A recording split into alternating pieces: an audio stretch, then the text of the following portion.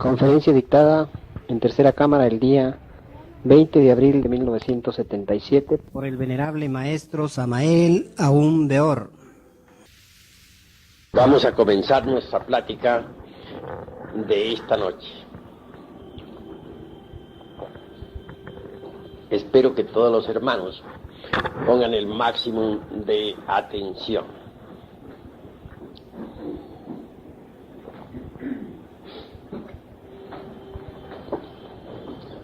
Siéntate aquí. Siéntate. Bien, hermanos. En todo caso, es necesario irnos conociendo cada vez más a sí mismos, si es que en verdad queremos llegar a la autorrealización íntima del ser. Obviamente, necesitamos trabajar, como ya lo he dicho en mis pasadas cátedras, con el elemento fuego. El fuego en sí es una sustancia que ha escapado a todos los análisis químicos. Dicen los científicos que es el producto de la combustión, lo cual es absolutamente falso. Nadie sabe cuál es la naturaleza del fuego. Sabemos, por ejemplo, que en la atmósfera existe el oxígeno y el nitrógeno. No ignoramos que en el agua está el HO2, o sea, el hidrógeno y el oxígeno. Tampoco podemos ignorar que en la Tierra está el carbono. Pero, ¿cuál es en realidad la fórmula del elemento fuego?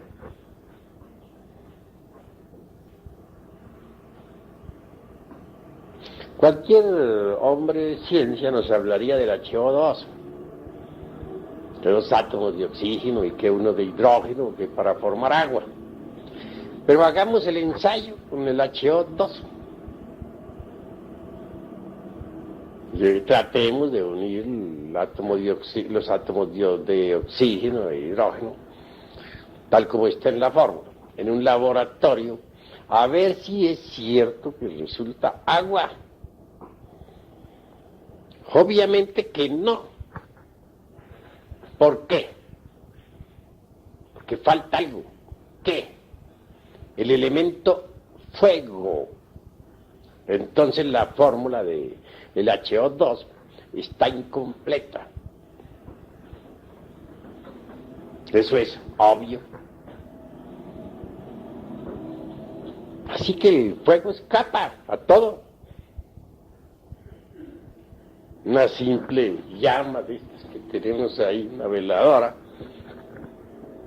sería suficiente como para que incendiáramos el mundo y ella permanecería impasible, ni aumentaría un átomo más ni un átomo menos. De cualquier veladora de estas sacamos otra veladora y otra y otra y otra y quemamos un depósito de gasolina, hacemos explotar un depósito de dinamita y sigue el fuego y quemamos el mundo. Y la veladora sigue igual, impávida, como si nada hubiera sucedido. ¿Qué clase de sustancia es esa? Que se burla de los químicos y que hace tantos prodigios. Sin embargo, permanece la misma, impasible. Realmente que la sustancia del fuego es divina. Ahora, a nosotros, como les decía a ustedes en pasada plática, solamente nos interesa la parte oculta del fuego, la llama de la llama, la asignatura astral del fuego, que es lo divinal. Es eso que vemos ahí en la cruz, ese INRI, Ignis natura renovatur integral. El fuego renueva incesantemente la naturaleza.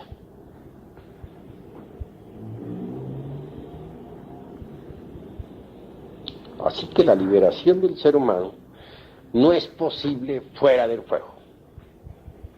Solo trabajando con el fuego podríamos nosotros conseguir la liberación final. Los mundos, por ejemplo, no son sino granulaciones del Foab. Eso es obvio. La doctrina que nosotros enseñamos es la doctrina del fuego.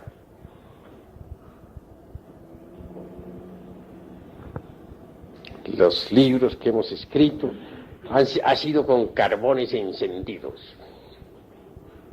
Y entre el crepitar incesante de las llamas, hacemos llegar el conocimiento secreto a la humanidad. Bien sabemos que tras del fuego hay maravillas. Una vez a un elemental grandioso del fuego se le preguntó: ¿qué hay más allá del fuego? Respondió: eso es cosa que nosotros ignoramos. Dios es un fuego devorador, dice San Pablo. Y así es.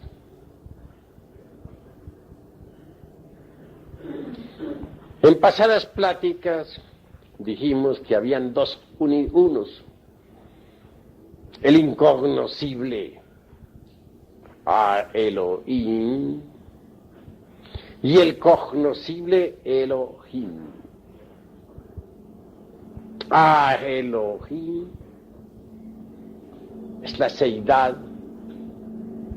incognoscible e inmanifestada. En cuanto a Elohim o Elohim, es el ejército de la palabra, el ejército de la voz. Es como la estrella solar, como el sol espiritual, sol sagrado absoluto, que sale de entre las entrañas del incognoscible. El ejército de la palabra emana pues del sol sagrado absoluto. Pero el sol sagrado del absoluto y el ejército de la palabra, que son uno, que ha salido de entre las entrañas vivas del incognoscible. El ejército de la palabra es fuego, es el Foaz pluralizado. Mas no debemos olvidar que la variedad es unidad. El ejército de la voz está constituido por todas esas millonadas de Dian Chuangs, creadores del universo. Y todos ellos son llamas de fuego ardiente.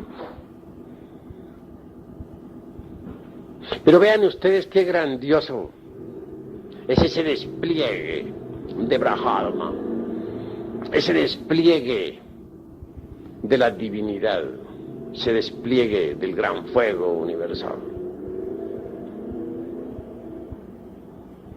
¿Cómo de lo incognoscible emana el demiurgo arquitecto del universo, que es fuego?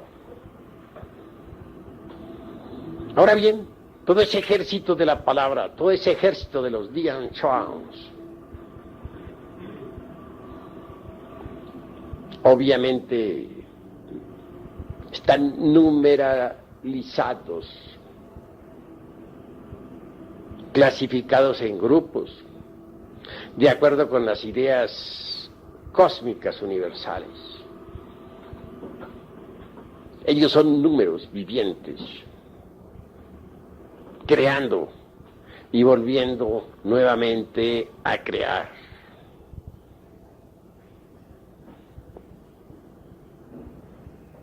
Conviene entender que de entre el seno del incognoscible ha brotado realmente Logos, el demiurgo, el sol estelar, espiritual, el ejército de la palabra. Y a su vez, de ese Logos múltiple, como una llama compuesta de muchas llamas, emana Atman el inefable. Atman es el íntimo en cada uno de nosotros. Nuestro espíritu divino e innombrable.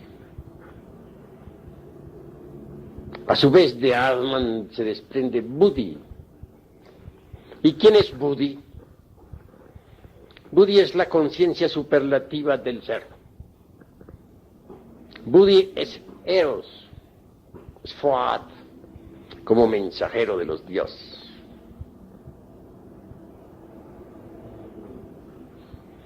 En los mundos superiores de conciencia cósmica, pueden los iniciados evidenciar el hecho concreto de que Atman siempre envía a Eros, o Fohat, o Buddhi, o la Valquiria, como diríamos en el lenguaje clásico de Wagner, a realizar determinados trabajos. De manera que Fohat o Buddhi es mensajero de Atman.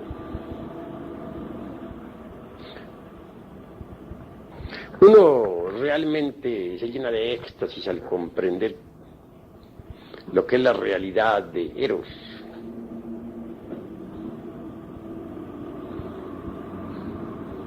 Uno se admira al ver a las valquirias de los Mahatmas trabajando en los mundos superiores de conciencia cósmica, llevando mensajes en todos los rincones del universo, inefables, damas de indescriptible belleza. Las valquirias trabajan en los templos. Las valquirias entregan mensajes. Las valquirias ayudan a los Mahatmas. Ellas son el Fohat, mensajero, el Eros, extraordinario, que palpita en cada uno de nosotros. ¿Qué sería de nosotros sin Eros? ¿Podríamos acaso realizar la gran obra del Padre? Nosotros necesitamos de Eros para poder desintegrar los agregados psíquicos inhumanos que en nuestro interior cargamos. Así pues, la estrella que se ha desprendido del sagrado sol absoluto es el demiurgo creador del universo. Es la llama de la cual salen las 7 llamas santas. Esa llama es triple, pero de ella salen las 7 llamas. Es decir, de la llama triple sale el eterno Etaparachino. Del 3 sale el 7. De la misma forma en que nosotros, con 3 velas ahí encendidas en el altar, podemos encender 7. Así también 3 formando una llama de 3 pábilos es el Logos. El logos como santo afirmar, el logos como santo negar, el logos como santo conciliar. Pero de esa llama triple se desprende el eterno Heptapara Parchinoch, las 7 llamas.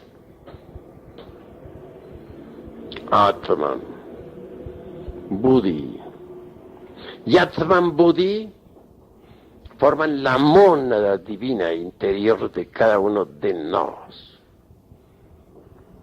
Luego sigue el mana superior o alma humana, lo que de humano tenemos.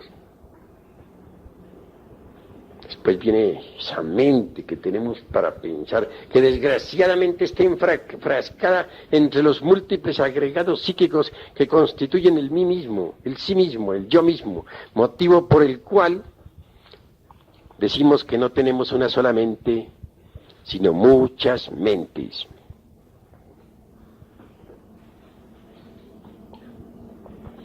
Es obvio que si la sustancia mental está embotellada entre distintos frascos,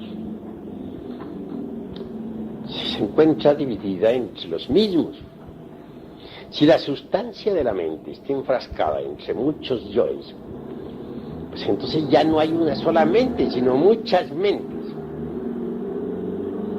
desgraciadamente.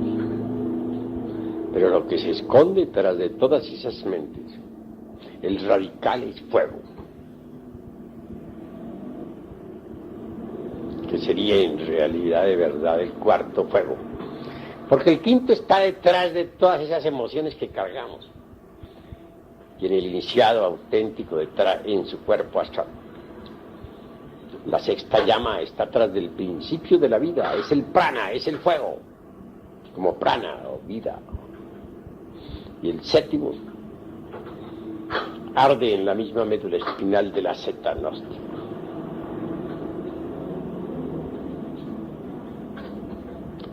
En realidad, de verdad, hablando desde un punto de vista de la anatomía oculta, diríamos que existen 7 serpientes, 2 grupos día 3, con la coronación sublime de la séptima lengua de fuego que nos une con el uno, con la ley, con el Padre.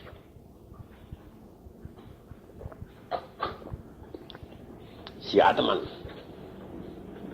recibe en realidad de verdad el principio ígneo del fuego, del incognoscible, por mediación del demiurgo creador del universo, no hay duda de que en Buddhi viene a crear todo contenido. Con justa razón se nos ha dicho que el Buddhi es como un vaso de alabastro fino y transparente a través del cual arde la llama de prajna. En el Buddhi, en el Eros, en la Valquiria, la doncella, la bella Helena de Troya, está contenido Atman, el inefable. Pero al fin y al cabo, Atman Buddhi como mónada son radicales.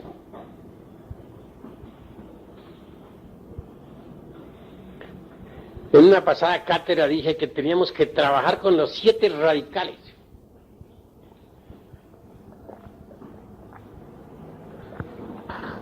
Y ya los hermanos creo que están informados de eso. Que son los 7 aspectos del fuego en nosotros. Las 7 lenguas de fuego en la anatomía oculta que emanan directamente del divino arquitecto del universo. Eso es obvio y así hay que entenderlo. La seidad en sí misma, incognoscible, es lo fundamental. De ella emana el fuego. Sat es seidad. Y de la seidad emana el fuego. es decir, el demiurgo arquitecto. Pero hay un punto sobre el que yo quiero recalcar esta noche, que si bien es cierto que el santo afirmar, el santo negar y el santo conciliar, es decir, el logo interior de cada uno de nosotros, es radical. Es el Buda íntimo de cada uno de nosotros, porque cada cual carga su Buda íntimo, aunque no lo haya encarnado. Ese Buda íntimo, a su vez, emana de Adi Buda. Y Adi Buda es el incognoscible. Individualizando, diríamos que cada uno de nosotros tiene su Adi Buda en el incognoscible espacio abstracto absoluto. De él emana nuestro logoi, y estoy ya particularizando y concretando. Y del logoi, a su vez, emanan los 7 aspectos del Foat, del fuego. Cuando digo que hay que trabajar con el fuego, debe ser todo bien entendido. Debemos tener un poco de conciencia más grande sobre lo que es el fuego. Hay que entenderlo mejor. La madre Kundalini de que tanto hemos hablado es fuego. Es el Fohat en nosotros, en nuestra anatomía oculta. Es una variante de nuestro propio ser, pero derivado. Si necesitamos trabajar con el fuego, con ella, porque ella es la portadora del fuego. Ella, la serpiente ígnea, se revuelve aterradoramente entre los candeleros del templo. Esa cobra sagrada de los grandes misterios es fuego, que crepita entre el aura del universo. Solo ella puede reducir a cenizas los agregados psíquicos inhumanos que en nuestro interior cargamos. No es fácil cosa poder desintegrar la totalidad de los agregados psíquicos. Piensen ustedes en que se procesan estos agregados en 7 niveles del ser. Hay santos que han logrado desintegrar agregados hasta en 5 y 6 niveles. Muy raro es aquel que logre desintegrar los agregados psíquicos en los 7 niveles del ser. Resulta que en los últimos niveles, especialmente en el 7º, tales agregados se vuelven terriblemente sutiles y suelen ser espantosamente difíciles. Si el iniciado no es lo suficientemente comprensivo, puede fracasar en la gran obra. En los niveles superiores del ser existen cosas que sorprenden. Las máximas morales no sirven para el 7º nivel de trabajo, ni aun para el 6º. Los códigos de ética salen sobrando. Los conceptos que uno tenía basados en interpretaciones meramente superficiales sobre las sagradas escrituras que han destruido, etcétera. El iniciado tiene que independizarse no solamente de las fuerzas del mal, sino también hasta de las fuerzas del bien. Tiene que pelear contra las potencias del mal y contra las potencias del bien. En última síntesis, el bien se vuelve mal. y muchos aspectos que parecían del mal se vuelven bien. Y hay que pasar más allá del bien y del mal. Y conocer lo bueno de lo malo y lo malo de lo bueno. Las estructuras dogmáticas de la ética convencional,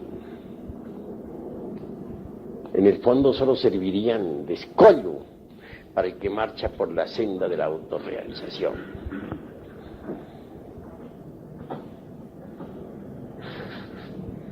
Esa es la cruda realidad de los hechos. Hay una tendencia de las gentes a interpretar todo a su modo, superficialmente. Y quien quiera trabajar ya en un séptimo nivel tiene que ser estrictamente comprensivo, pasar más allá de todo dogma y hacer un inventario de sí mismo para saber qué es lo que le sobra y qué es lo que le falta. Muchas veces una bella virtud puede servir de escollo al navegante. A veces hasta gemas muy preciosas de la espiritualidad sirven de obstáculo.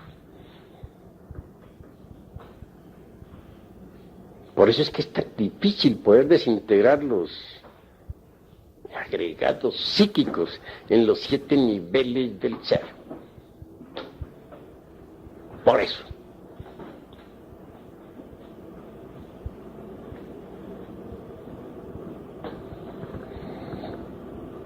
Por otra parte, hay que aprender a manejar los 5 cilindros de la máquina orgánica.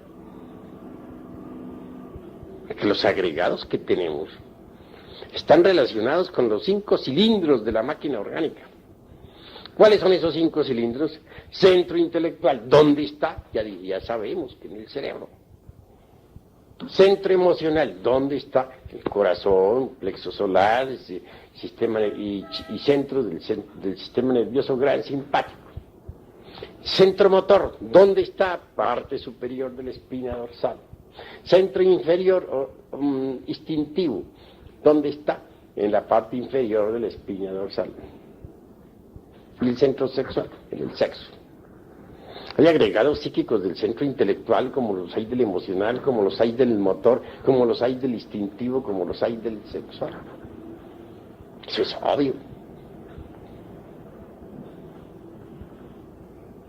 Y uno tiene que estudiar los agregados psíquicos en cada centro, a ver cómo se comportan.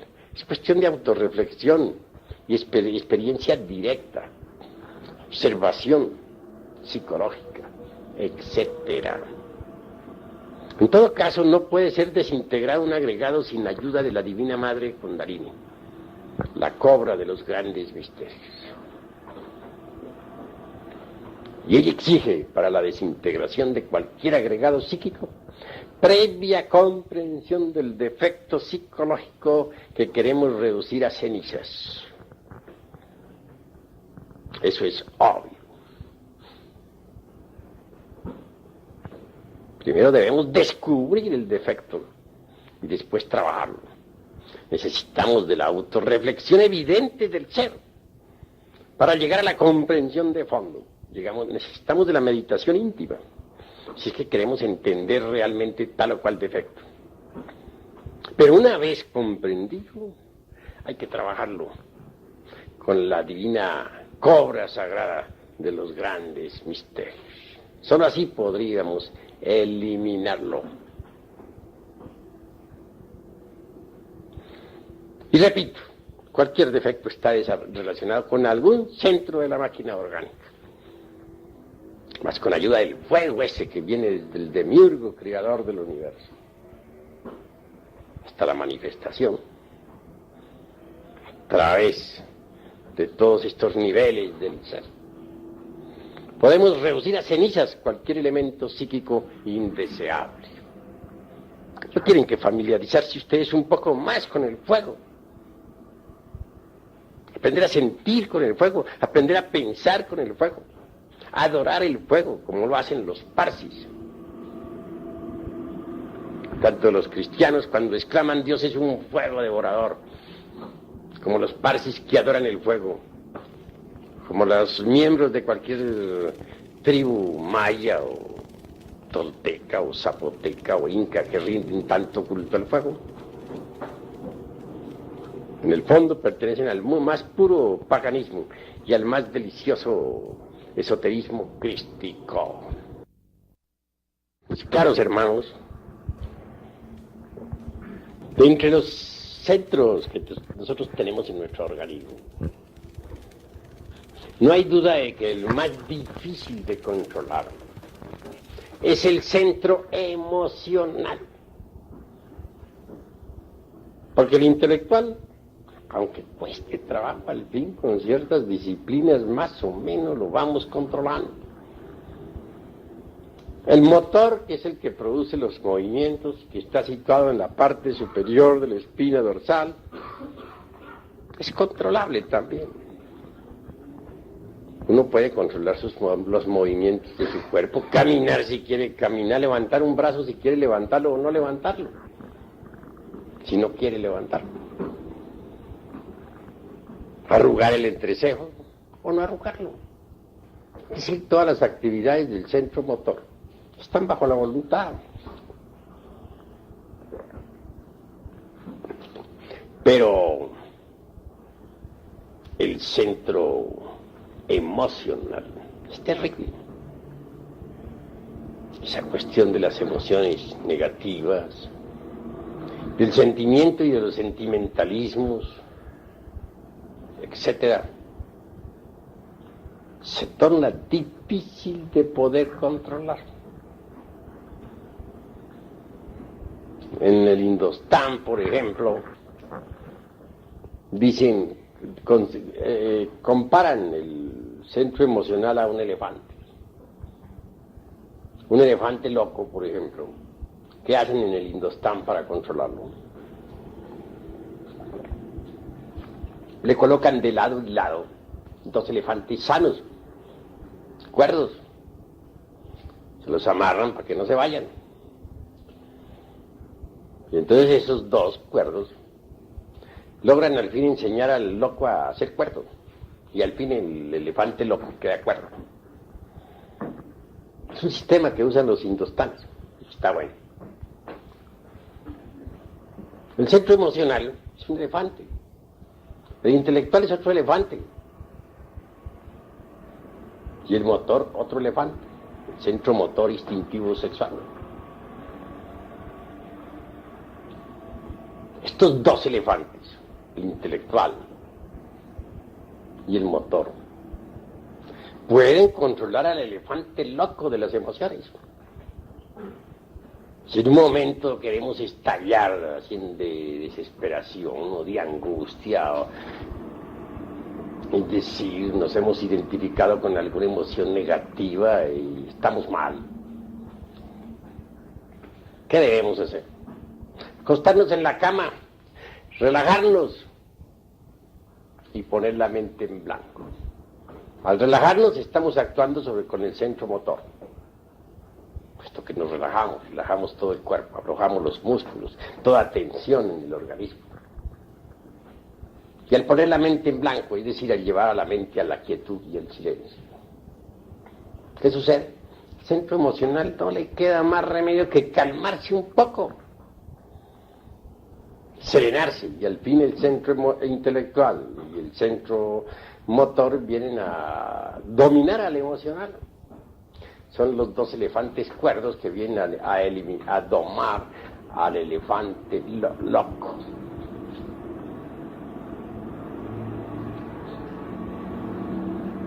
También es posible controlar a las emociones inferiores mediante las emociones superiores. Hay mucho tipo de emociones inferiores, ustedes lo saben muy bien. Se muere un familiar, gritamos, lloramos, nos desesperamos. ¿Por qué? Porque no queremos cooperar con lo inevitable, y ese es lo peor de lo peor. Uno en la vida debe aprender a cooperar con lo inevitable. No nos conformamos porque se nos murió un ser querido. Y gritamos llenos de angustia y no aceptamos. Y vemos el cuerpo entre el féretro ahí, sin embargo no nos parece que esté muerto. No lo creemos. No es posible para nosotros que ese ser haya muerto.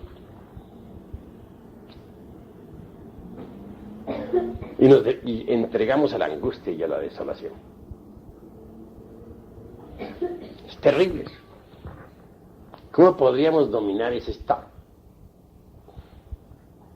De dos modos. O lo uno, podríamos apelar al par de elefantes, el centro motor y el centro intelectual. Relajar el cuerpo y poner la mente quieta y en silencio. Ese sería un sistema. Otro, podríamos nosotros apelar a una emoción distinta, una emoción superior. Tal vez nos haga mucho bien en esos momentos escuchar una sinfonía de Beethoven o la flauta encantada de Mozart. Sumergirnos llenos de emoción en profunda meditación, reflexionando sobre los misterios de la vida y de la muerte. Entonces, mediante una emoción superior, controlamos a las emociones inferiores y anulamos el dolor que nos da la muerte de un ser querido. Eso es obvio. El centro emocional es muy interesante, pero nosotros tenemos que adueñarnos de las emociones inferiores, controlarlas, someterlas. Y eso es posible, de acuerdo con nuestra didáctica. Las emociones inferiores causan mucho daño. Emociones inferiores como los toros, emociones inferiores como el cine, emociones inferiores como las orgías de las grandes pachangas, emociones inferiores como el de que se saca la lotería, o el que se emociona por una noticia del periódico sobre una guerra o sobre tantas cosas que hay en el mundo. Emociones inferiores como las que da el tequila, emociones inferiores como las que desarrollan las gentes en todas sus bestialidades. No sirven sino para fortificar los agregados psíquicos inhumanos que en nuestro interior cargamos y crear nuevos también, además. Es necesario eliminar las emociones inferiores mediante las emociones superiores. Eso es posible. Aprender a vivir una vida edificante y esencialmente dignificante. Eso es fundamental. De lo contrario, no sería posible progreso alguno. ¿Cómo? ¿De qué manera? También necesitamos de ser más sinceros con nosotros mismos, a fin de desarrollar el centro emocional superior y liberarnos de las emociones meramente negativas y superficiales. Hay gente que es cortés con nosotros, son decentes. Hay gente que le brinda amistad a la otra gente. Pero ese es el aspecto público o exotérico, dijéramos. Pero eso no es todo. Sabiendo que tenemos una psicología interior, no basta solamente sabernos portar decentemente con otras gentes, no basta solamente la fragancia de la amistad desde el punto de vista externo. ¿Cuál es el comportamiento que nosotros tenemos internamente para con la otra gente? Normalmente, quienes brindan amistad a otra persona tienen dos facetas, la de afuera y la de adentro. La de afuera aparentemente es magnífica, pero la de adentro, ¿quién sabe? Estamos seguros de que no criticamos al amigo a quien le hemos brindado tanta estimación. Estamos seguros de que no sentimos alguna antipatía por algunas de sus facetas. Estamos seguros de que no lo estamos atrayendo a la cueva esa que tenemos de la mente para torturarlo, para hacer escarnio de él, mientras le estamos sonriendo dulcemente. ¿Cuántas gentes que estiman a alguien en su interior no dejan de criticar a aquel alguien a quien estiman, aunque no exterioricen sus críticas, y hacen escarnio de sus mejores amigos, aunque sonrían dulcemente en presencia de ellos?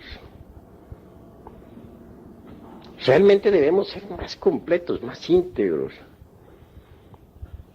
Tratemos por un momento de poner en igualdad de marcha a dos relojes, al de afuera y al de adentro, al exterior y al psicológico, que marchen en perfecta armonía el uno y el otro, porque de nada sirve que nosotros estemos portándonos bien con nuestras amistades, que estemos brindándoles nuestro cariño, si por dentro nos estamos haciendo escarnio de ellos, si por dentro los estamos criticando, si por dentro les estamos torturando.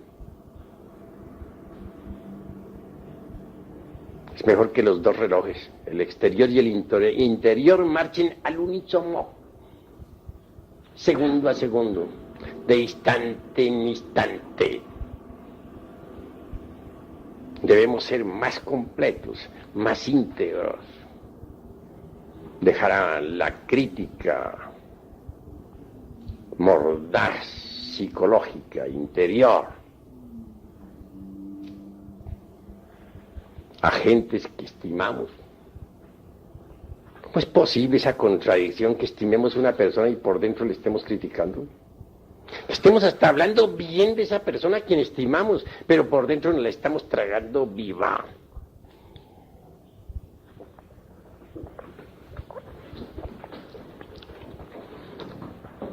Ahora, ustedes deben saber muy bien que dentro de cada uno de nosotros vive mucha gente, todos los yoes.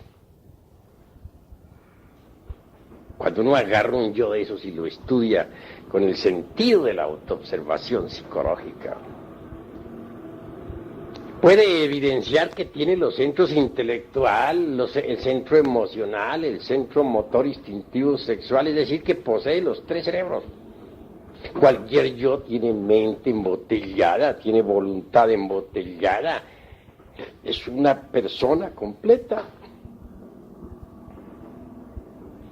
Y dentro de nosotros existen pues muchas personas, dentro de cada persona viven muchas personas, los agregados psíquicos.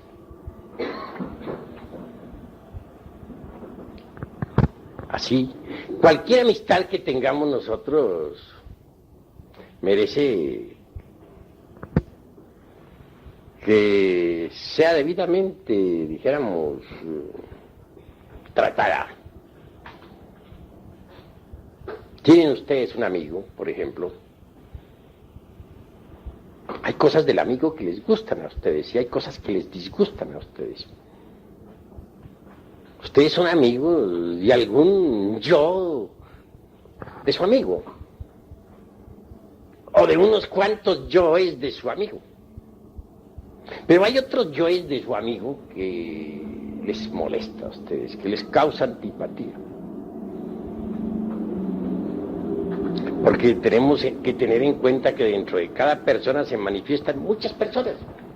Ustedes suelen hacer amigos de determinados agregados de tal o cual amigo, de tal o cual persona. Pero no son amigos de todos los agregados del amigo ese en cuestión. Por eso dicen, hay cosas de este amigo que me gustan, hay cosas que me disgustan, tiene cosas buenas, tiene cosas malas. Esa es la forma que nosotros tenemos para hablar. Sí, depende del tipo de agregado que esté en un momento dado hablando. Entonces la amistad que sentimos por otros no es completa. Solo sentimos amistad por unos cuantos agregados de esa persona. Pero no sentimos el cariño por los otros agregados de esa otra persona.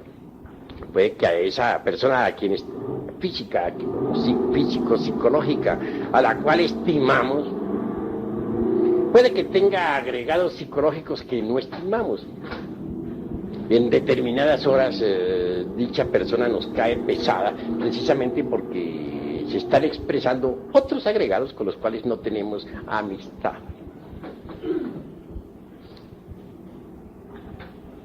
Esa es la cruda realidad de los sexos.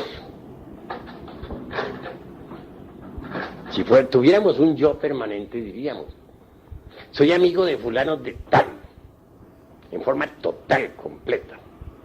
No le encontraríamos peros ni tachas de ninguna especie. Pero resulta que no hay un yo permanente, sino muchos. Entonces, a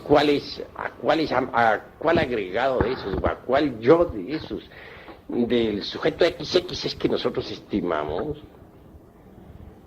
No será a todos. Por eso necesitamos ser comprensivos en esto de la interrelación. ¿Por qué pelean los amigos? Sencillamente porque de pronto interviene dentro de la personalidad un agregado que no es amigo del amigo.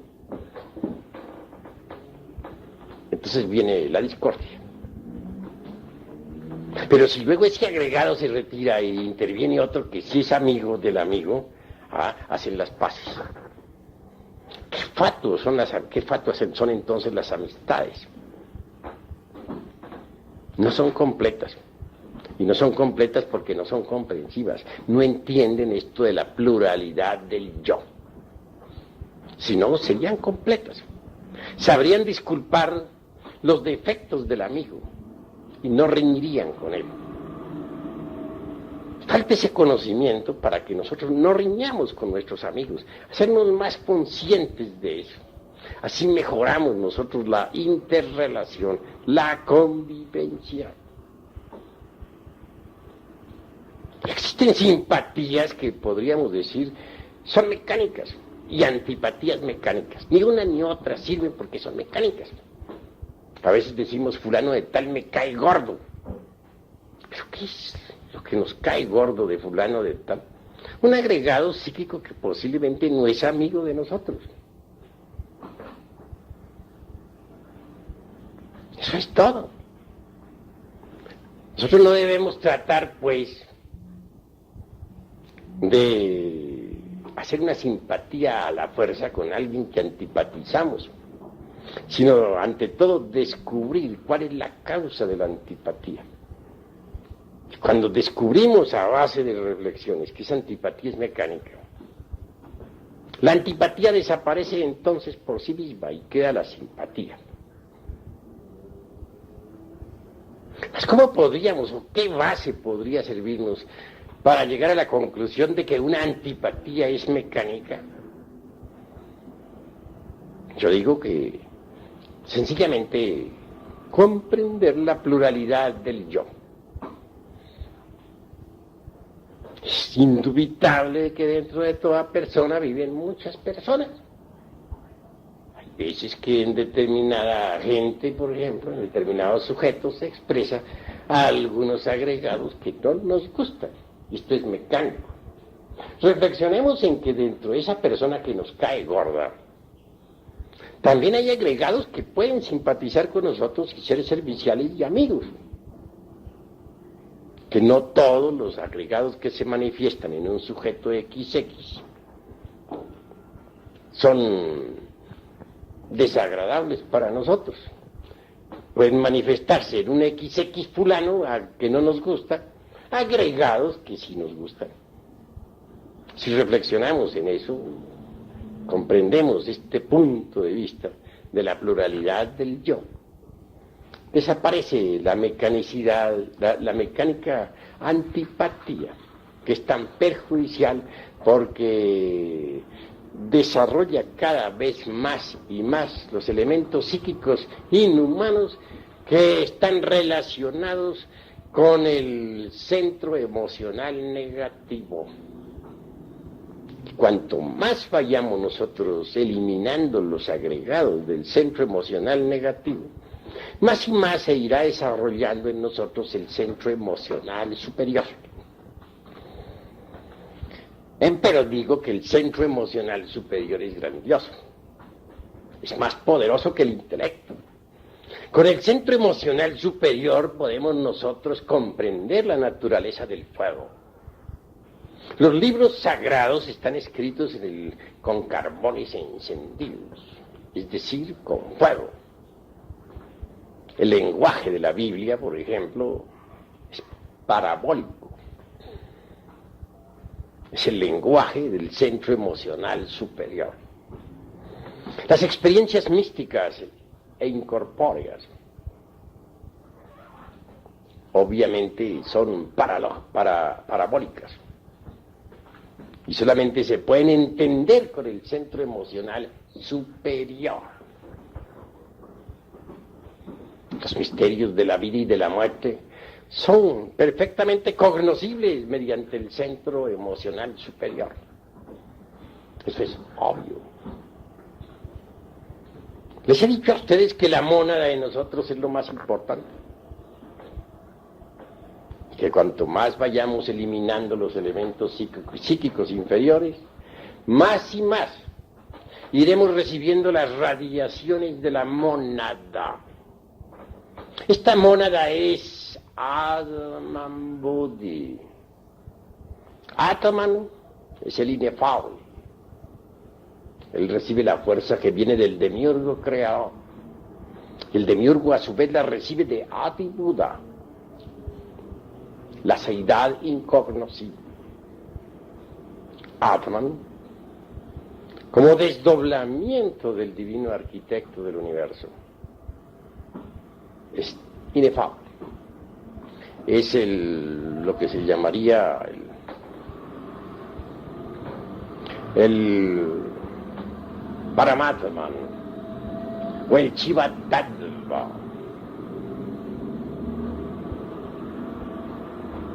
Buddhi, a pesar de que es tan espiritual, resulta más corpóreo, dijéramos, más concreto que Atman. Buddhi, Eros, como principio ígneo. Obviamente se va haciendo cada vez más evidente para nosotros. Sus radiaciones nos van llegando cada vez más y más hondo, a medida que vayamos disolviendo las emociones negativas del centro emocional y conforme el centro emocional superior se vaya desarrollando. Atman Buddhi es la mónada, la realidad dentro de nosotros, lo que cuenta, el ser real en nosotros. Nosotros tenemos que luchar eliminando emociones negativas para ir acercándonos cada vez más y más a la mónada. Y la mónada precisamente nos ayuda porque de Buddhi emana Eros, esa fuerza sexual extraordinaria con la que nosotros podemos desintegrar los agregados psíquicos en la forja de los cíclopes. ¿Qué sería de nosotros sin Eros? A Eros se opone Anteros, las potencias del mal, que no están fuera de nosotros, sino dentro de nosotros, aquí y ahora. Son todos esos agregados del centro emocional inferior, el Anteros. Si eliminamos las emociones negativas y desarrollamos el centro emocional superior, iremos penetrando cada vez más en la esencia del fuego. Nos iremos acercando más y más a nuestra mónada interior que siempre nos ha sonreído. No olviden ustedes que el centro emocional en su principio es puro, radiante. Las emociones inferiores ubicadas en las partes o en los puntos del centro inferiores del centro emocional constituyen el emocional inferior. Pero si eliminamos las emociones inferiores, entonces queda todo perfecto, como una flor de loto deliciosa, el centro emocional superior. En todo caso, Atman es el rayo que nos une al Logos y al Adi Buda. Y la fuerza de Adi Buda y del Logos interior llega a Atman y en Buda y queda contenida.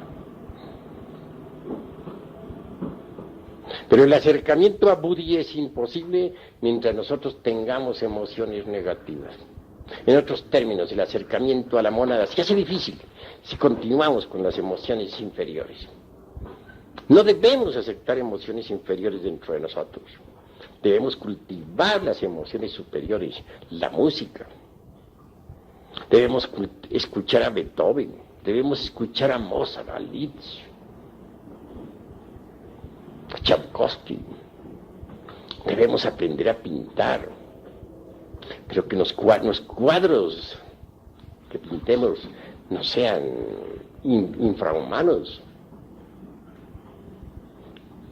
Debemos verter en ellos nuestros sentimientos más nobles. Todo lo que nosotros hagamos debe ser dignificante y esencialmente edificante. Uno se llena de éxtasis al contemplar las columnas corintias de los tiempos antiguos, los mármoles de Roma y de Atenas, las esculturas magníficas de una Isis morena en la tierra de los faraones, o de un Apolo, o de la Venus del Milo, o de la casta Diana. Uno se llena de éxtasis, vibra con emoción superior al escuchar, por ejemplo, la lira de los tiempos antiguos, o al entregarse a la meditación profunda entre el seno de la naturaleza,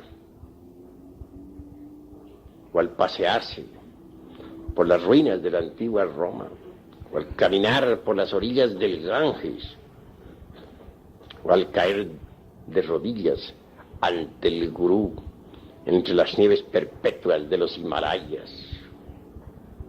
Entonces vibra la emoción superior. En los tiempos antiguos, allá en la Lemuria, en las épocas en que los ríos de agua pura de vida emanaban leche y miel, cuando todavía la lira de Orfeo no había caído sobre el pavimento del templo hecha pedazos, el centro emocional superior vibraba intensamente en cada ser humano. Esa era la época de los titanes, la época en que los seres humanos que poblaban la faz de la tierra podían ver el aura de los mundos y percibir más de la mitad de un joltapannas en las tonalidades del color. Bien sabemos que un joltapannas tiene más de 5 millones de tonalidades. Pero cuando el centro emocional inferior se desarrolló con las pasiones violentas, con la lujuria, con el odio, con las guerras crueles entre hermanos, entonces ese sentido se atrofió, quedó metida la humanidad dentro de este mundo tridimensional de Euclides. Ha llegado la hora de entender que solo mediante el centro emocional superior es posible penetrar más profundamente dentro de nosotros mismos. Si nosotros procedemos rectamente, si aprendemos a vivir, si aprendemos a relacionarnos con nuestros semejantes en una forma bella, entonces nos acercaremos más y más a la mónada sagrada. Distintos chispazos de conciencia cósmica nos irán sorprendiendo. se irán haciendo cada vez más continuos, hasta que al fin un día tengamos todos, en realidad de verdad, la conciencia despierta, la conciencia superlativa del ser. Buddhi. Ese día seremos dichosos. En ese delicioso mañana, las vibraciones de Buddhi nos saturarán totalmente. Y sabremos vivir de verdad en estado conscientivo perfecto. Hasta aquí esta cátedra. Ahora doy plena libertad para que los aquí presentes interroguen, hagan preguntas sobre el tema, pero sin salirse del tema.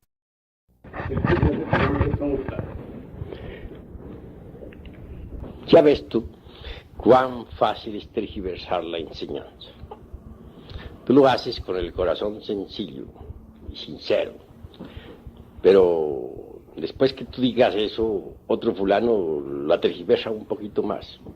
Y el tercero sigue tergiversando más. Y cuando la enseñanza llegue a toda la América, ya se estará diciendo, Samael Aún Weor está contra las virtudes, no más virtudes.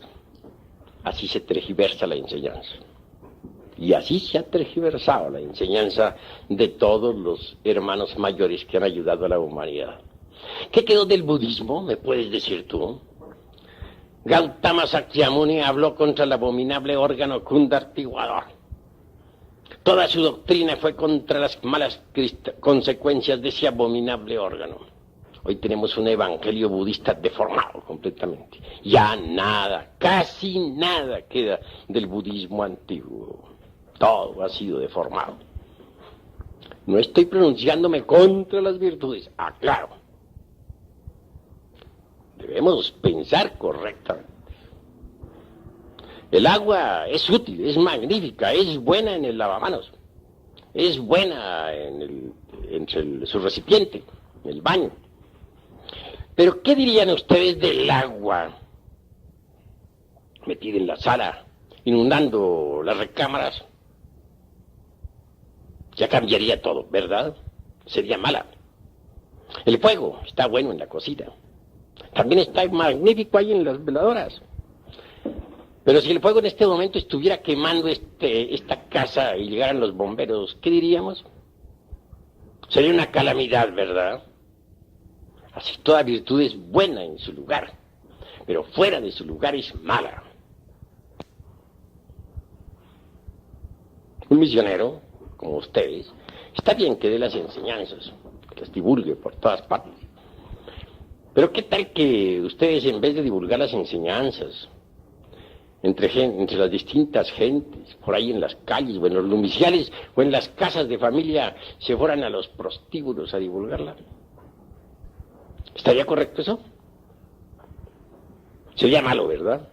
Entonces el misionero se convertiría en ¿qué? Un malvado, ¿verdad? Muy bien.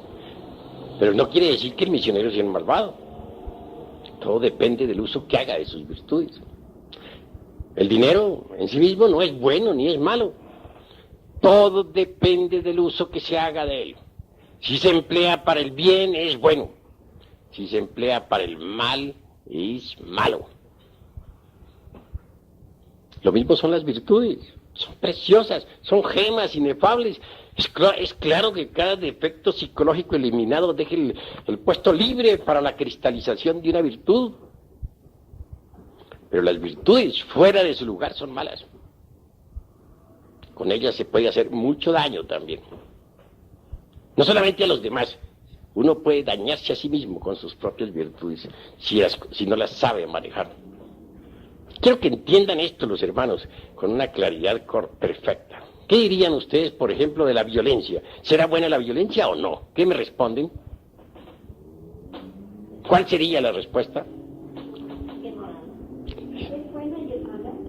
Está más lógico aquello, esa respuesta que da. La violencia, si se aplica con sentido de defensa, es bueno para uno. Y si se aplica en una forma excesiva, entonces ya nos perjudica a nosotros mismos. En sustancia está está correcto lo que tú estás diciendo, más hay que detallarlo. Obviamente,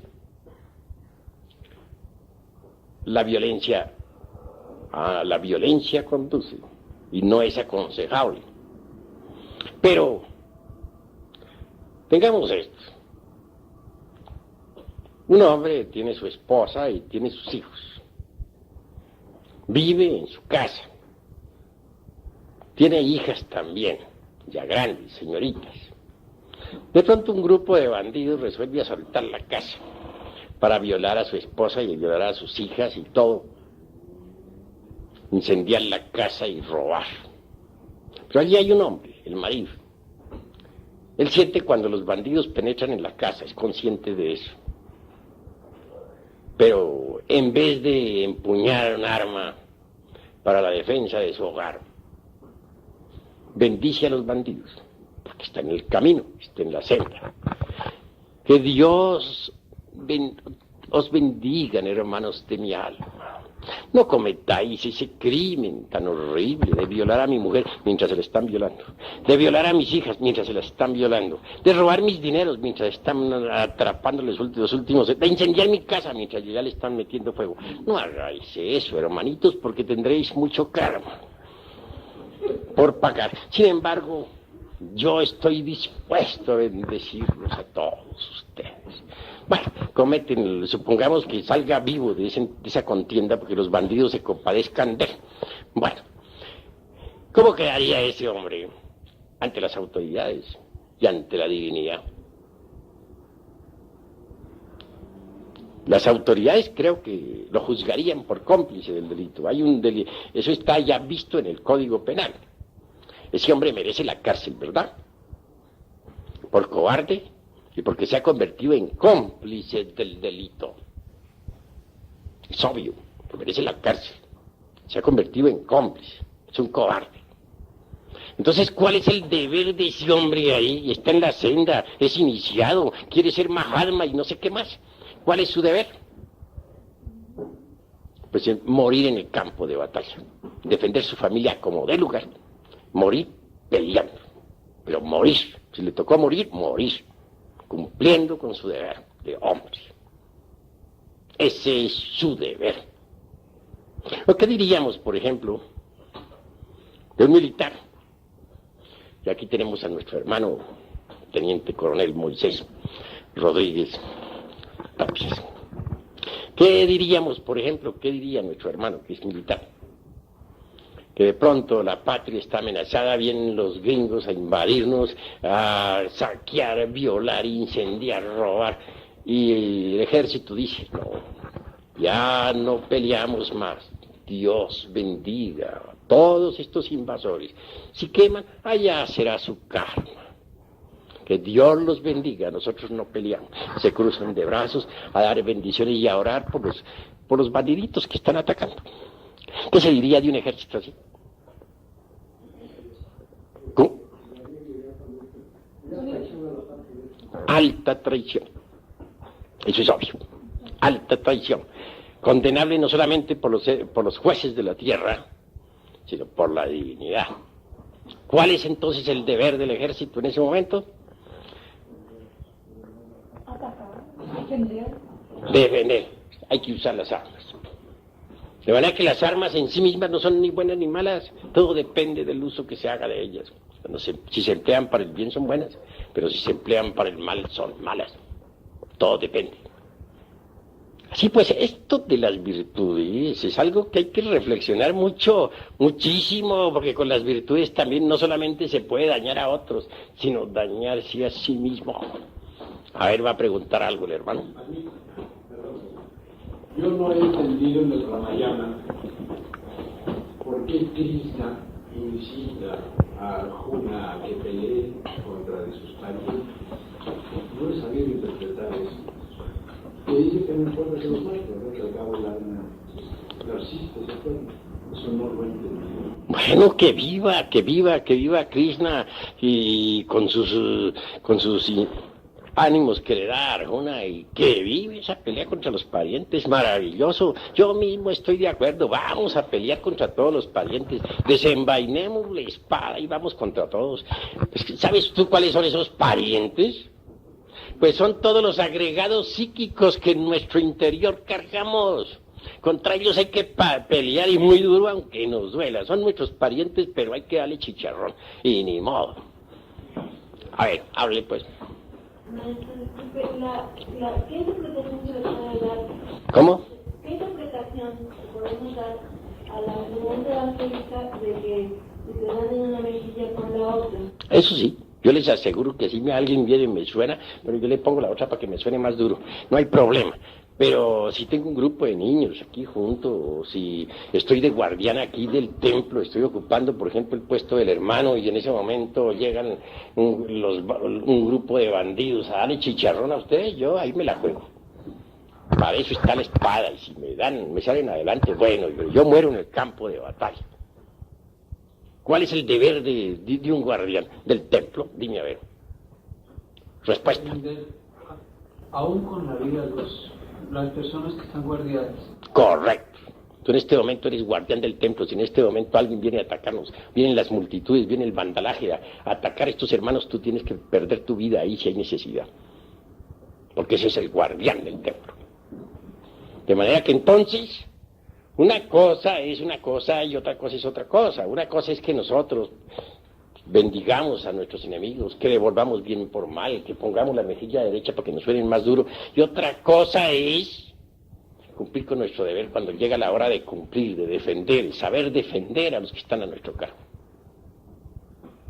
¿Entendido? ¿Hay otra pregunta? Sí, hermano. Hablando de las virtudes, se puede considerar que en muchos casos una virtud puede crear dependencia psicológica. Pues la virtud, cuando no se sabe usar, puede crear dependencias psicológicas, puede convertirlo a uno en tirano, puede hacerle a uno dar un paso en falso, etcétera. Por ejemplo, ¿cuántos jueces que tuvieron la virtud del cumplimiento de su deber en épocas de la Revolución Francesa enviaron a los inocentes al cadalso? Hubo verdugos que su deber era decapitar a muchos en la guillotina. Y cumplieron con ese deber que ellos tenían, con la virtud del deber, y los decapitaron. Hicieron caer en la cuchilla sobre sus pescuezos. ¿Está eso correcto? De manera que entonces, ¿qué? Hay que aprender a manejar las virtudes. No es que sean subestimables, son gemas preciosas, afloran en nosotros conforme los agregados psíquicos van siendo eliminados. Pero cada cosa en su lugar. Ya dijimos que el fuego está bueno en la cocina, pero no en la sala. Y que el agua está bien en el lavamanos, pero no está bien que invada las recámaras. Una cosa es buena, una virtud es buena en su lugar, mala fuera del lugar. Eso es todo. Hay que ser más equilibrados, más reflexivos, más maduros. Eso es obvio. Por ejemplo, la antipatía mecánica. Es absurda, pero de nada sirve que luchemos contra la antipatía mecánica, de nada sirve, por ejemplo, que digamos, esta persona me cae gorda, pero como estoy en la gnosis, voy a ver cómo me amo amigo de esa persona, y forzarse, y sonreírle artificiosamente, y resulta que esa sonrisa resulta más que sonrisa, una mueca trágica. No, lo que hay es que hacerle la disección a esa antipatía mecánica, a ver por qué nos cae gorda esa persona. Esto requiere mucha autorreflexión, mucha autoobservación psicológica, mucha meditación, y al fin venimos a descubrir la causa. Una vez que ya hemos descubierto esa causa, la desintegramos con ayuda de la Divina Madre Kundalini, con ayuda del fuego sagrado. Y entonces aflora en nosotros la virtud de la simpatía hacia esa persona. Una virtud, simpatía hacia esa persona que antes nos caía gorda. Hay que hacerse pues conscientes de todo, vivir una vida consciente, una vida más madura, menos mecánica. A ver, hermano. Maestro, la virtud se puede aprender. ¿Aprender? Pues hombre, jamás. O sea, son gemas preciosas o flores del alma que nacen en nosotros cuando hemos eliminado tales o cuales defectos psicológicos. Tengamos, por ejemplo, que eliminamos nosotros la ira, surge en nosotros la dulzura. Que eliminamos la lujuria, en su reemplazo sí surge la virtud de la castidad. Que eliminamos el odio, en su reemplazo surge la virtud del amor. Y conforme vayamos eliminando estos defectos psicológicos, las virtudes van surgiendo en su lugar. Por eso decimos que necesitamos cristalizar alma en nosotros. Y el alma es puro fuego universal.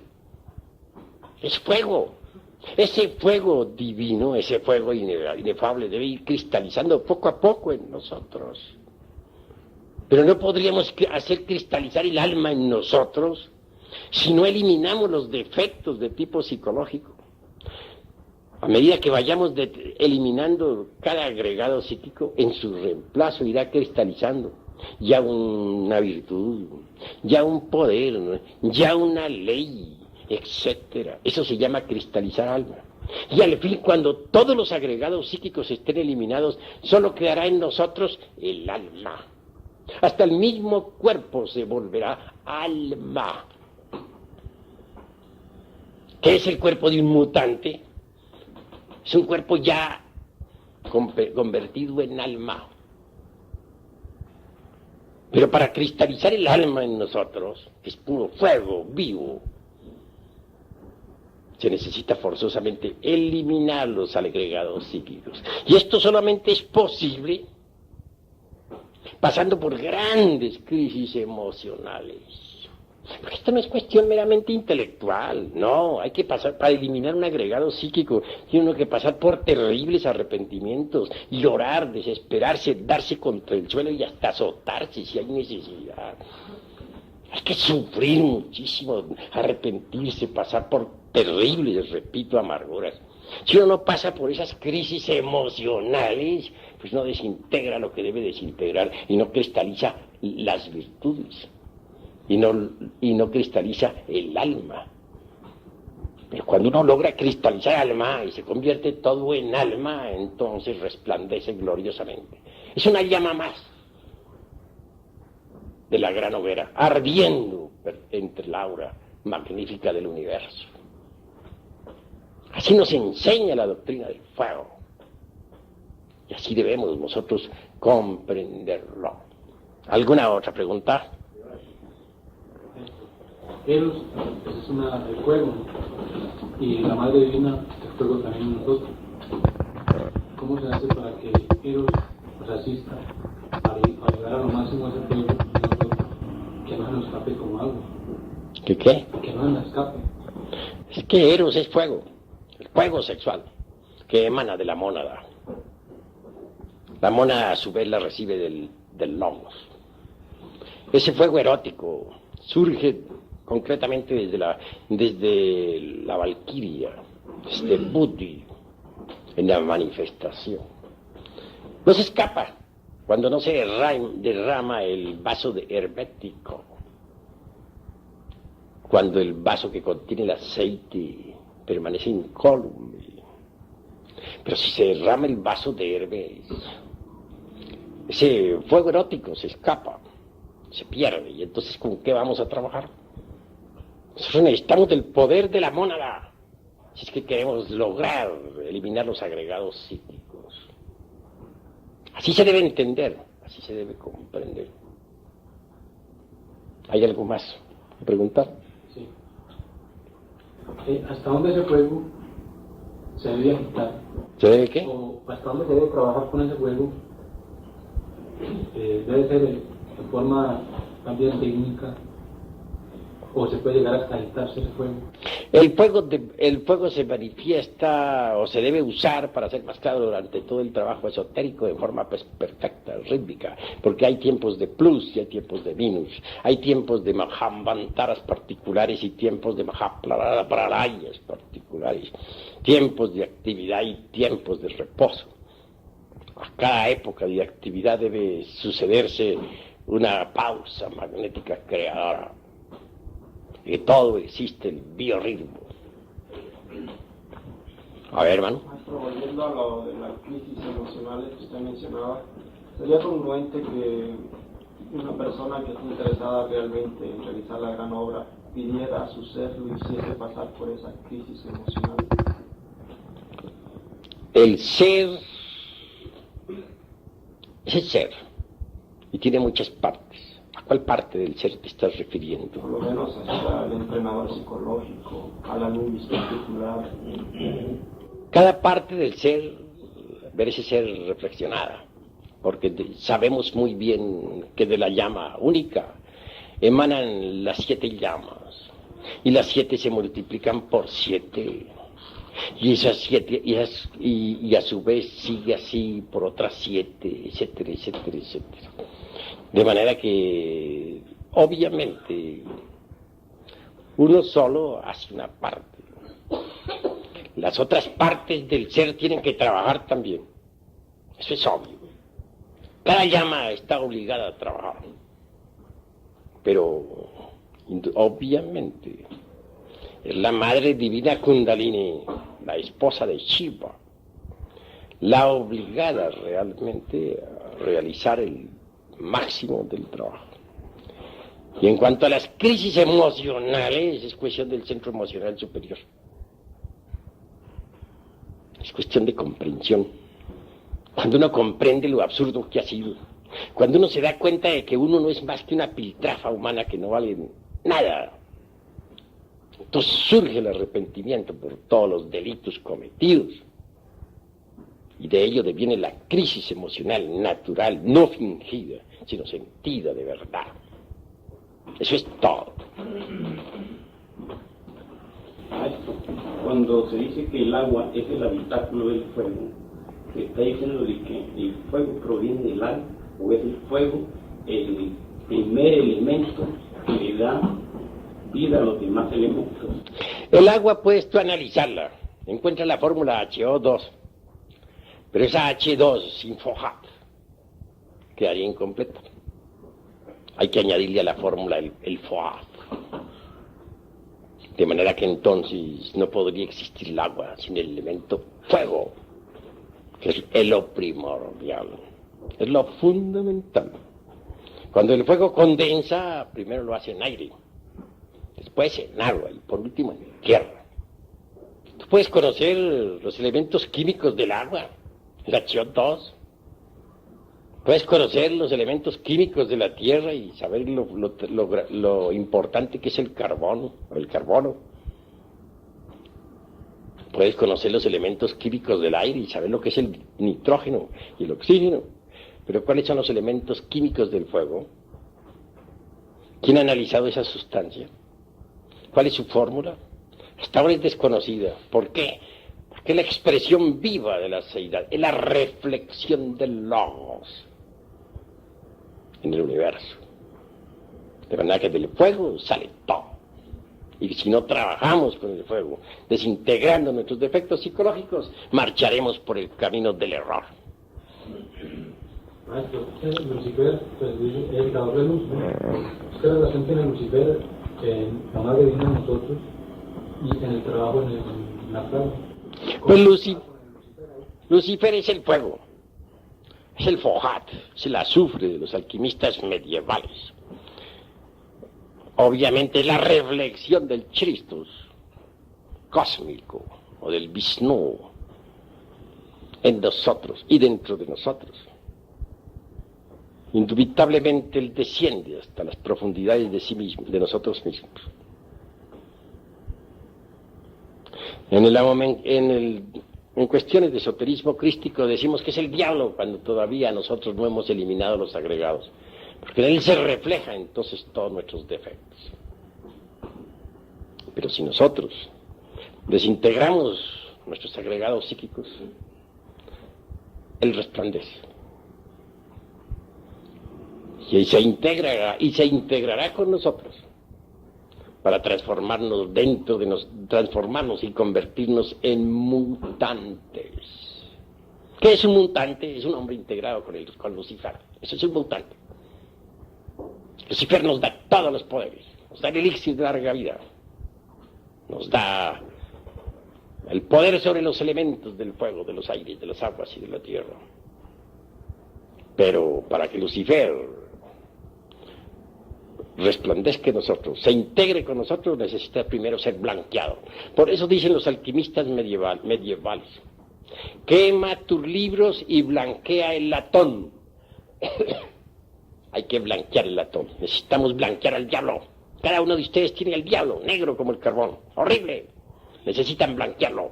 Solamente lo pueden blanquear ustedes, cada uno de ustedes, desintegrando sus agregados psíquicos. El día que lo hagan, ustedes se integrarán con él y él con ustedes. Y les entregará él el tesoro escondido, el vellocino de oro. Y les dará todos los poderes. Antes no es posible. ¿Comprendido?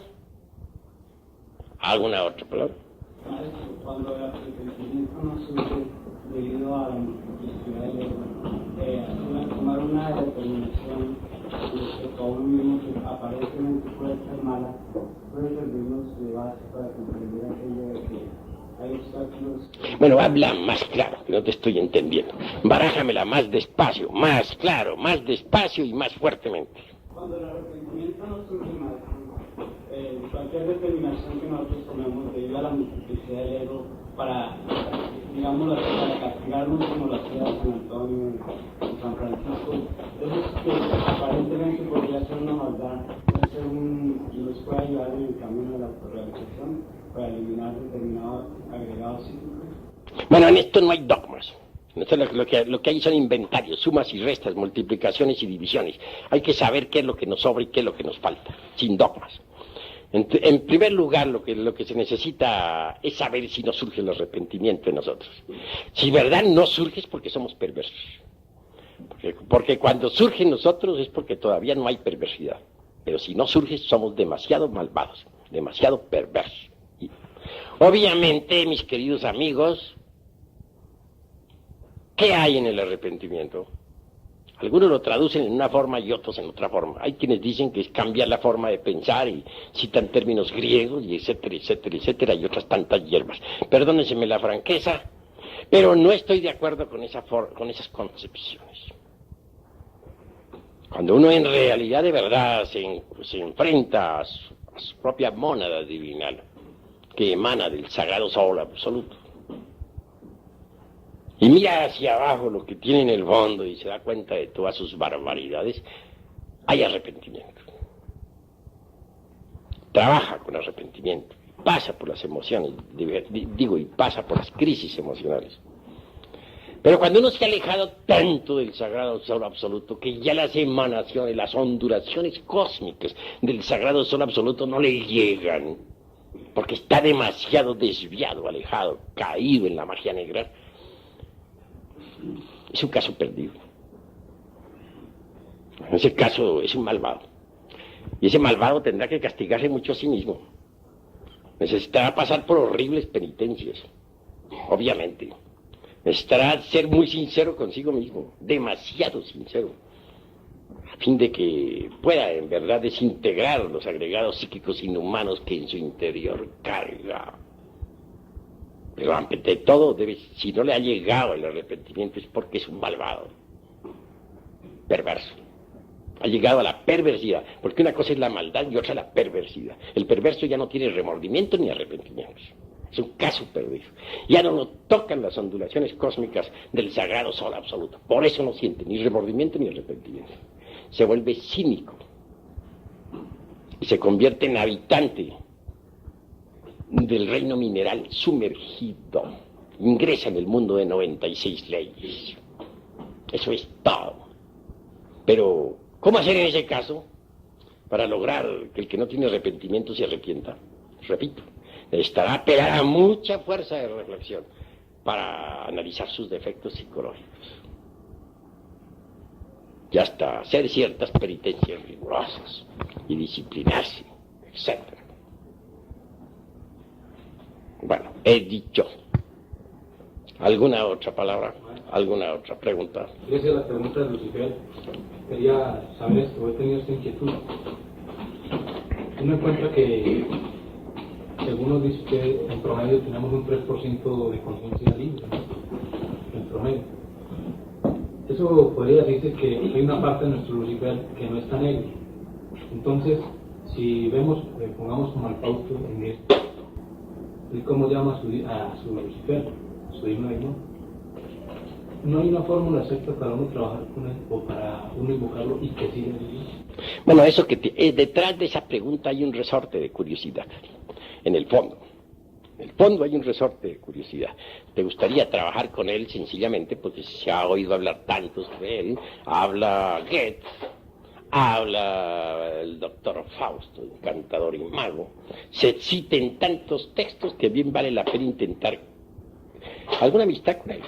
Pero pregunto a los aquí presentes, ¿hay alguno que ya esté tan preparado como para trabajar con el señor Lucifer? Seamos sinceros, ¿cuál de ustedes está preparado? Ninguno, ¿verdad? Primero démonos el lujo de morir y luego vendrá lo demás. Eso es obvio. Así que el fuego escapa a todo. Una simple llama de estas que tenemos ahí, una veladora, sería suficiente como para que incendiáramos el mundo y ella permanecería impasible, ni aumentaría un átomo más ni un átomo menos. De cualquier veladora de estas sacamos otra veladora y otra y otra y otra y quemamos un depósito de gasolina, hacemos explotar un depósito de dinamita y sigue el fuego y quemamos el mundo.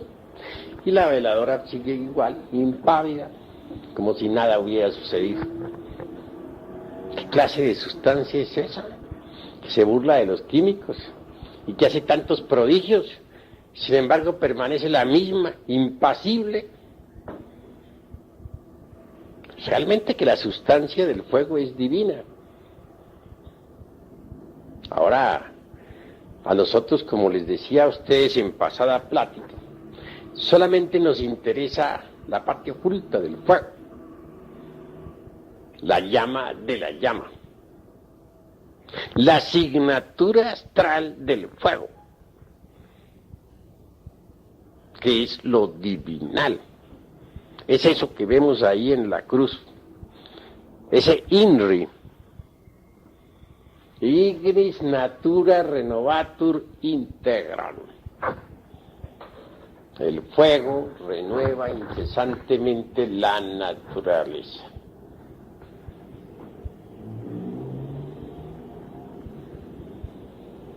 Así que la liberación del ser humano no es posible fuera del fuego.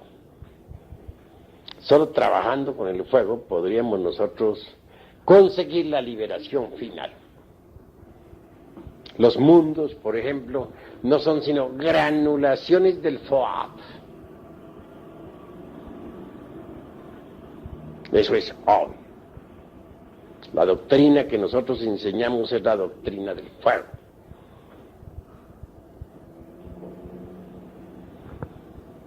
Los libros que hemos escrito han sido con carbones encendidos. Y entre el crepitar incesante de las llamas, hacemos llegar el conocimiento secreto a la humanidad. Bien sabemos que tras del fuego hay maravillas. Una vez a un elemental grandioso del fuego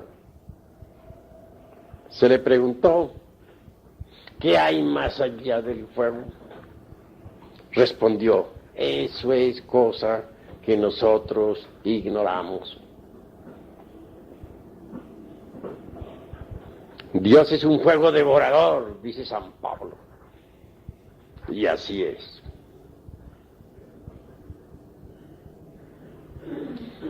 En pasadas pláticas dijimos que habían... Conferencia dictada en tercera cámara el día 20 de abril de 1977 por el venerable maestro Samael Aún Beor. Vamos a comenzar nuestra plática de esta noche. Espero que todos los hermanos pongan el máximo de atención.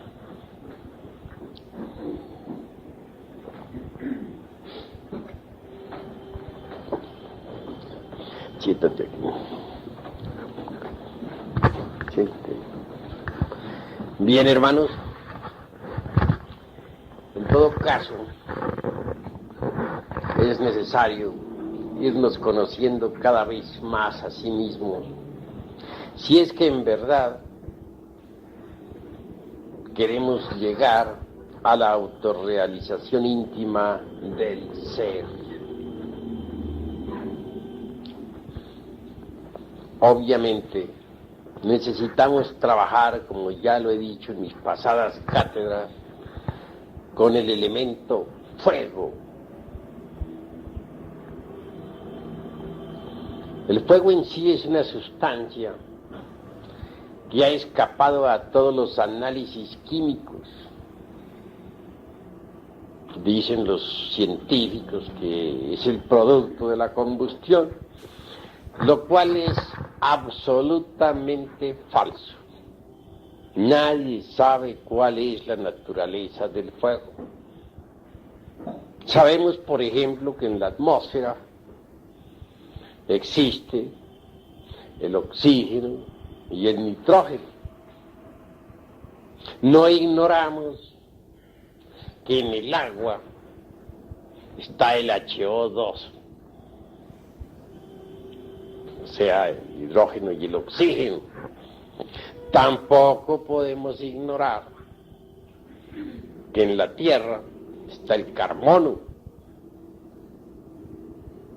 Pero, ¿cuál es en realidad la fórmula del elemento fuego?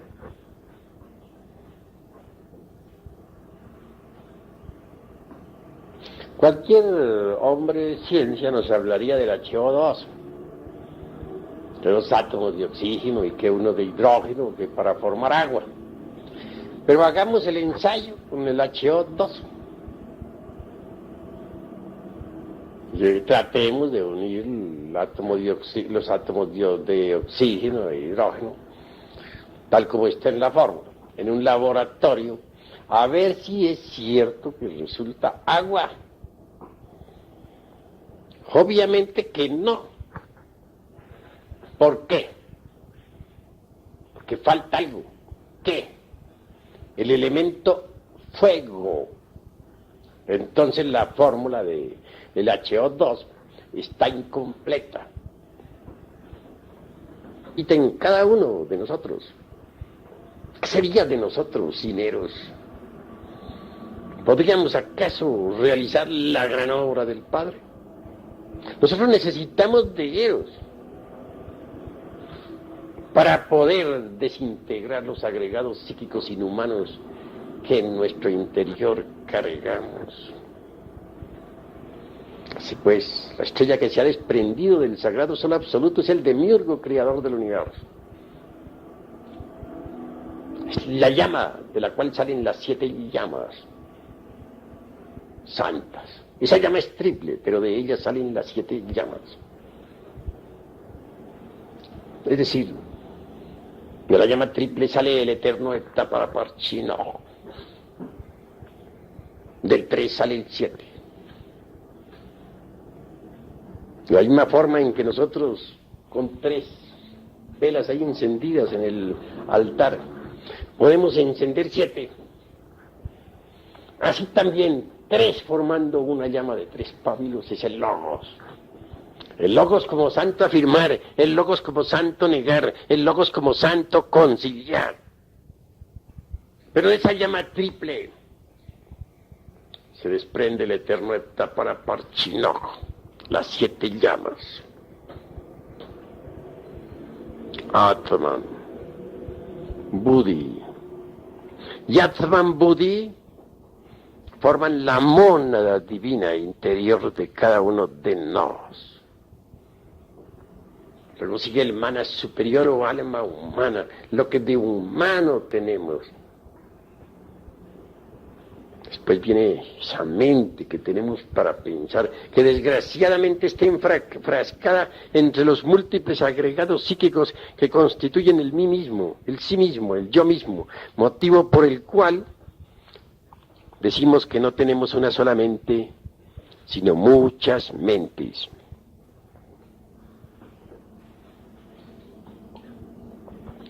Es obvio que si la sustancia mental está embotellada entre distintos frascos, si se encuentra dividida entre los mismos, si la sustancia de la mente está enfrascada entre muchos yoes, pues entonces ya no hay una sola mente, sino muchas mentes, desgraciadamente. Pero lo que se esconde tras de todas esas mentes, el radical es fuego, que sería en realidad de verdad el cuarto fuego, porque el quinto está detrás de todas esas emociones que cargamos, y en el iniciado auténtico detrás, en su cuerpo astral. La sexta llama está atrás del principio de la vida, es el prana, es el fuego, como prana o vida. Y el séptimo arde en la misma médula espinal de la Zeta Nostra. Dos unos, el incognoscible a Elohim y el cognoscible Elohim. A Elohim es la seidad incognoscible e inmanifestada. En cuanto a Elohim o Elohim, es el ejército de la palabra, el ejército de la voz. Es como la estrella solar, como el sol espiritual, sol sagrado absoluto, que sale de entre las entrañas del incognoscible. El ejército de la palabra emana pues del sol sagrado absoluto.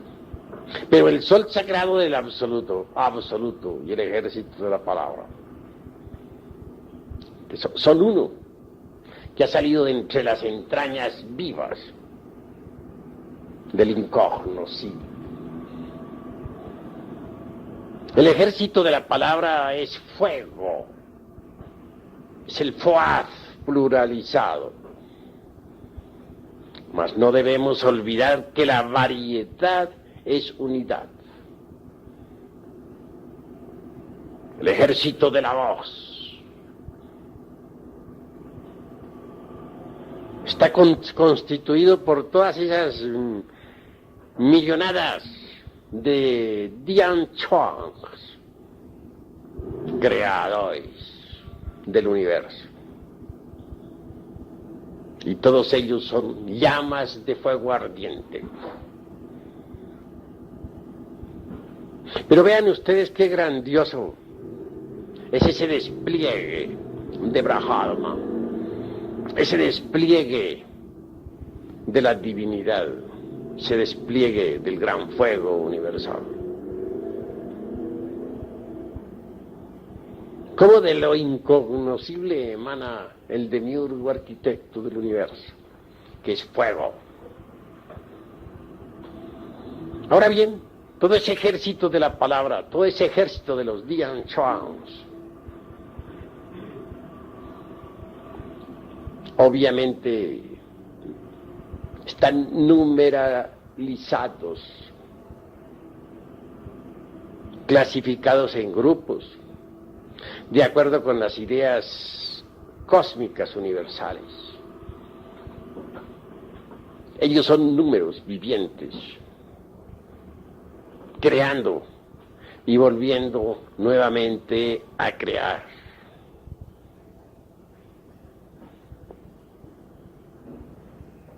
Conviene entender que de entre el seno del incognoscible ha brotado realmente el Logos, el Demiurgo, el Sol estelar, espiritual, el ejército de la palabra. Y a su vez, de ese Logos múltiple, como una llama compuesta de muchas llamas, emana Atman el inefable. Atman es el íntimo en cada uno de nosotros. Nuestro espíritu divino e innombrable. A su vez de Atman se desprende Buddhi. ¿Y quién es Buddhi? Buddhi es la conciencia superlativa del ser. Buddhi es Eros, es Foat, como mensajero de los dioses.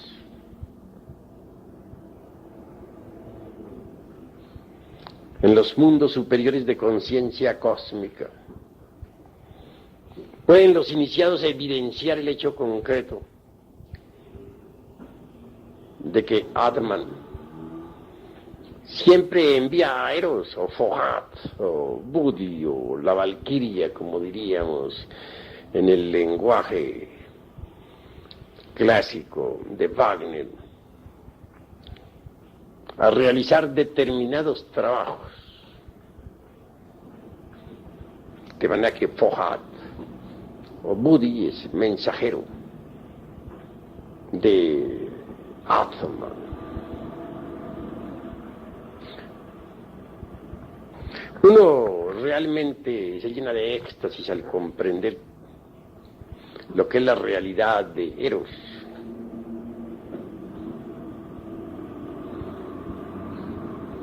Uno se admira al ver a las valquirias de los Mahatmas